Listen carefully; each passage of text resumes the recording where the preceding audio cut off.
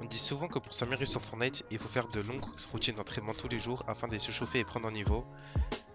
Mais moi je vais vous présenter une technique vous permettant de garder votre level sur Fortnite, ou voire même de vous améliorer si vous voyez que votre niveau stagne sur le jeu. Donc bonjour pour ceux qui ne me connaissent pas, je m'appelle Anthony et j'ai 15 ans. Je me qualifierais comme étant un joueur plus que moyen sur Fortnite, c'est-à-dire que j'ai un très bon niveau selon moi. Mais je me consacre pas assez de temps au jeu pour devenir un joueur pro. Bah je consacre pas assez de temps au jeu parce que j'ai pas le temps en fait. Et c'est pour cette raison que je voudrais que tous ceux qui regardent mes vidéos accomplissent cet objectif à ma place, qui est d'être un joueur pro.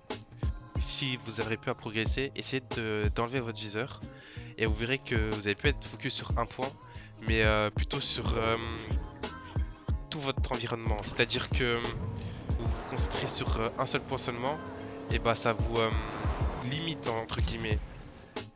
Donc en fait le fait est que vous enlevez votre viseur, ça vous permet de vous unfocus, d'en gros de plus être focus sur le point du viseur, mais surtout votre environnement. Et c'est ce qui bloque la progression de beaucoup de personnes, pour que ce soit pour l'aim, pour la vision de jeu ou pour les mécaniques. Le fait est que vous vous concentrez que sur un point, ça a limité votre champ d'action et de réflexion. Et, euh, et de réflexion, car vous ne vous concentrez sur rien d'autre que sur celui-ci. Vous dépendiez en fait de votre viseur. Et du coup, je sais que beaucoup de personnes vont essayer de piquer à l'idée d'enlever son viseur, surtout au niveau de l'aim, mais vous ne fiez pas qu'à vos yeux, car votre cerveau sait très bien où se place le repère du viseur, surtout si vous jouez au jeu depuis longtemps.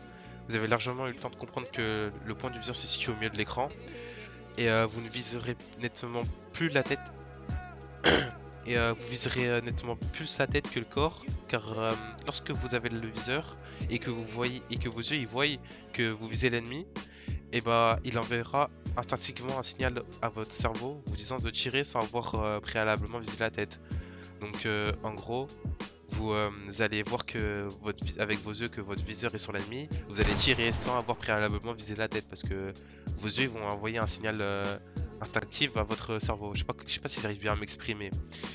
Mais ou sinon vous allez viser la tête, mais après avoir tiré. Et c'est souvent pour ça qu'on croit que genre on fait peu de dégâts en visant la tête. Parce que vous avez tiré et ensuite visé la tête. Donc peut-être ça va afficher en jaune que vous avez fait 29 dégâts.